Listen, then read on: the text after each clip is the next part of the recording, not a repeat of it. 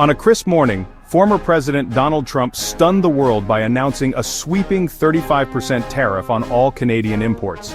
The move, meant to protect American jobs, felt like a betrayal to millions of Canadians. For decades, the US and Canada shared more than a border. They were partners, family, and friends. This tariff shattered that trust overnight. The reaction in Canada was immediate and deeply personal. Social media exploded with disbelief and anger, and the hashtag #BoycottUSA began trending within hours. Across the country, ordinary Canadians asked, if our closest ally sees us as a threat, why support their economy? Shoppers started scrutinizing labels, leaving American products on shelves and choosing Canadian alternatives, even at a higher price. The tariff, intended to pressure Canada's government, instead awakened a powerful sense of economic patriotism. Canadians realized how dependent their daily lives were on US goods, sparking a national conversation about self-reliance. It was no longer about trade figures, it was about the food on their tables and the future of their country. The foundation of trust, built over decades, was fractured. The consequences of this rift were only beginning to unfold. The stage was set for a profound shift in the relationship between the two nations. The 49th parallel had never felt wider. In the weeks after the tariff, a grassroots movement swept across Canada by Canadian.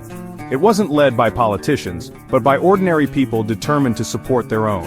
Supermarkets and stores became battlegrounds for economic activism. Shoppers sought out products with the maple leaf, sending a clear message of solidarity. Community groups organized Buy Canadian challenges, and farmers' markets boomed. Every dollar spent on Canadian goods became an act of defiance and national pride. The movement united Canadians from all backgrounds, amplified by local media celebrating homegrown businesses. The Buy Canadian spirit extended beyond groceries to cars and appliances, and even vacation plans. Families chose trips within Canada over US destinations, rediscovering their own country. This was more than economics, it was a reassertion of Canadian identity. Canada was no longer just an extension of the American market. The quiet rebellion was reshaping the nation, one purchase at a time. Technology supercharged the Buy Canadian movement. The challenged complex supply chains made it hard to know a product's true origin. Enter MapleScan, a simple app that lets shoppers scan barcodes to instantly reveal a product's country of origin and parent company. A green maple leaf meant Canadian, a red banner meant American, and a globe meant elsewhere. The app suggested Canadian alternatives, making it easy to align purchases with values. MapleScan spread rapidly, turning shopping into a mission. Shoppers everywhere scanned products, empowered by real-time feedback. The boycott became data-driven and highly efficient, with millions of choices adding up. US brands saw sales drop as Canadians voted with their wallets.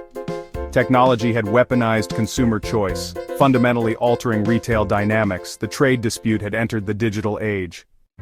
The effects of the boycott were starkest at the US-Canada border. Once busy crossings slowed to a trickle as Canadian shoppers stayed home. US border towns reliant on Canadian visitors saw malls and stores empty out.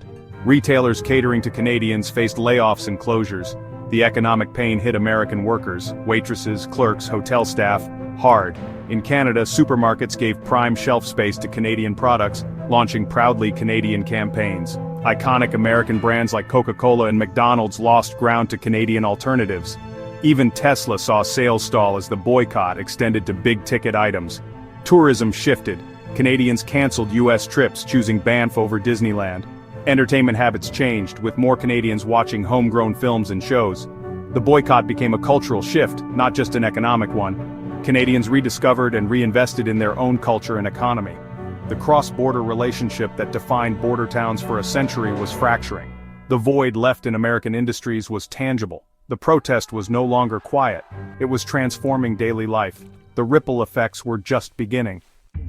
The Canadian boycott sent shockwaves through key US industries. Exports to Canada, once a trade pillar, fell sharply. American farmers saw canceled orders and unsold produce pile up. The auto industry, deeply integrated with Canada, faced plummeting sales of US-made vehicles. Canadian buyers demanded cars assembled outside the US, forcing Detroit to scramble. Hollywood, long reliant on Canadian audiences, saw box office and streaming revenues drop. Canadians turned to domestic music, books, and films, disrupting decades of cultural flow. The cumulative effect was a significant blow to the US economy.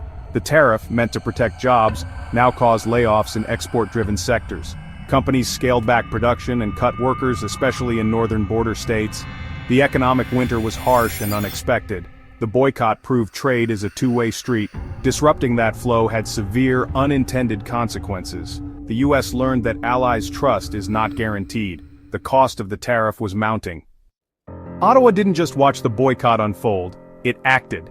Instead of retaliatory tariffs, Canada overhauled public procurement, prioritizing Canadian companies for government contracts.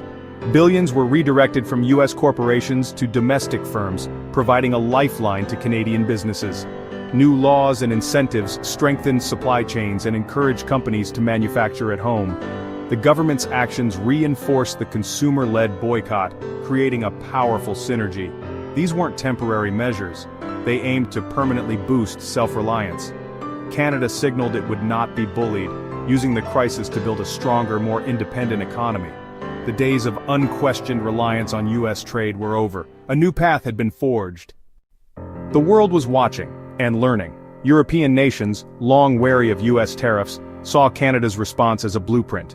Inspired, Europeans launched their own Buy European movements. French consumers shunned American fast food. Germans rallied behind local automakers. Apps like Euroscan let shoppers identify and support European products. The Canadian model went viral, sparking a global wave of economic patriotism.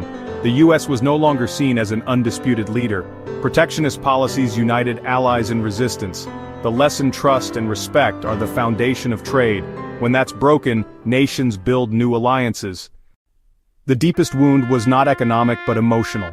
The tariff shattered a century of trust between the US and Canada. Canadians felt betrayed by their closest friend. Public opinion shifted. The US was now seen as unreliable. The boycott was a symptom of a deeper rift. Rebuilding trust would require more than lifting tariffs. It demanded a fundamental change in attitude.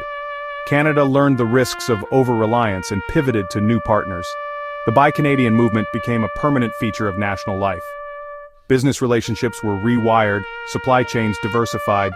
Even if diplomacy improved, caution would remain. The memory of this breach would shape decisions for decades. The era of blind trust was over. The 35% tariff, meant as a show of strength, backfired. It sparked a boycott, crippled US industries, and inspired global resistance. The US-Canada relationship was fundamentally changed. Canada forged a new path of independence, rewiring its economy and identity. For American businesses, regaining Canadian trust would be a long, uphill battle. The infrastructure of trade and tourism was damaged, perhaps permanently. The Canadian boycott became a pivotal moment in global trade. It proved economic power lies with the people, not just governments. Even the closest allies can be pushed too far. America first, in the end, left America second in the eyes of its friends.